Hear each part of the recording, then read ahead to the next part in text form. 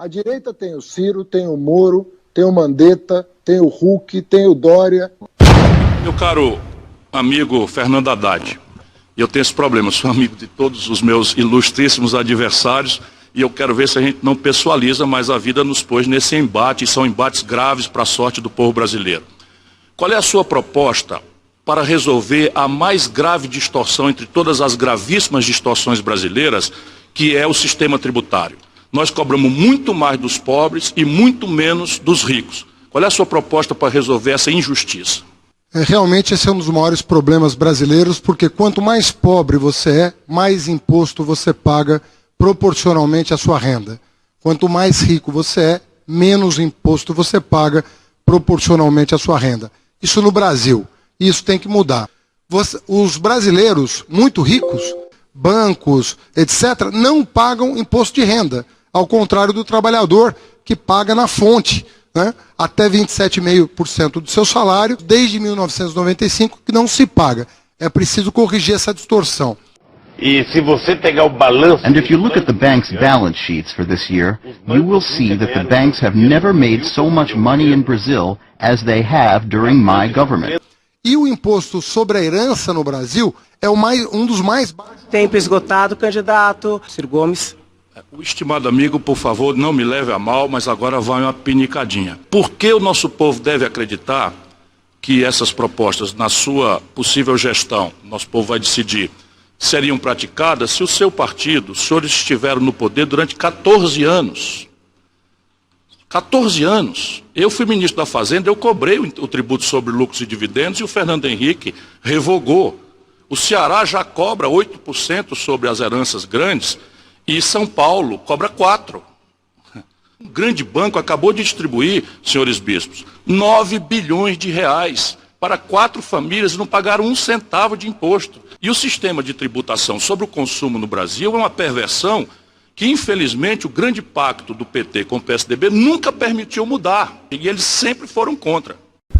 Um grande grupo financeiro brasileiro acabou de distribuir 9 bilhões de reais para 4 famílias. Não pagaram 1 centavo de imposto, enquanto o seu salário morre com 27,5%.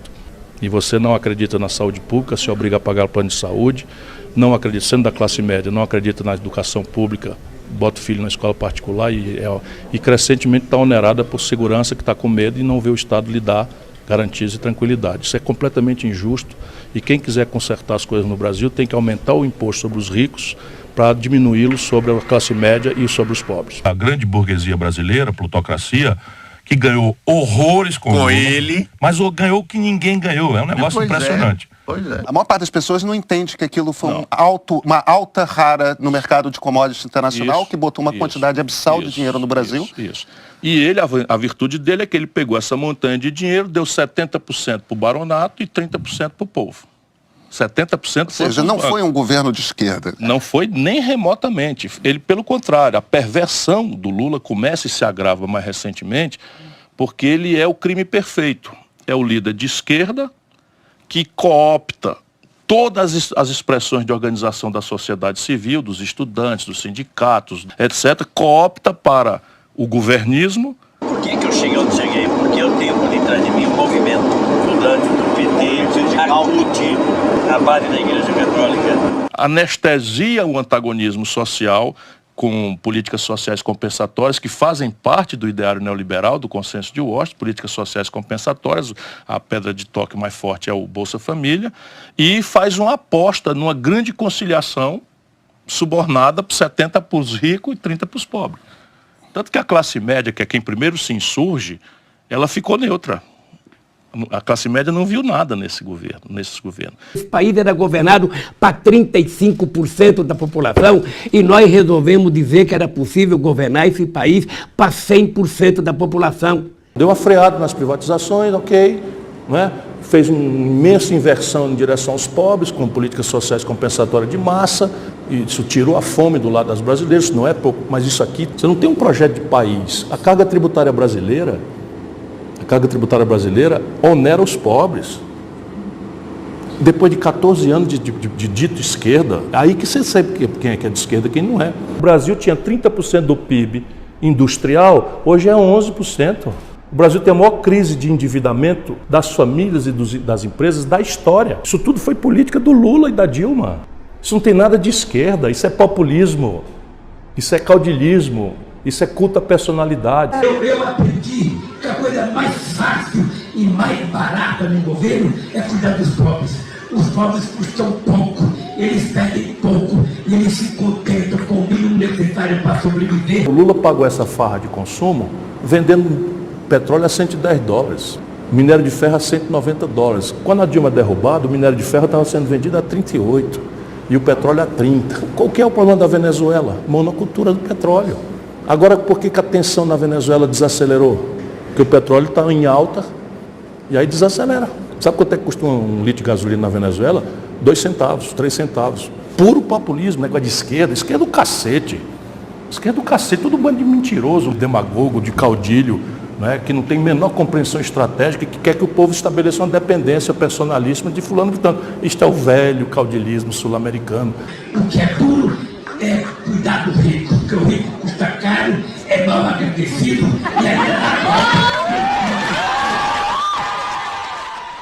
É muito constrangedor você ser jovem, a essa altura da vida, num país como o nosso, e obrigar essa garotada a defender corrupção e ladroeira. Ou o Palocci é do PV, o Palocci é da rede, o Palocci é do PT. Até quando eu vou ter que engolir em nome de uma pseudo-unidade que essa gente apropria o país, roube feito um condenado, se acostume com a vida e as frivolidades da burguesia.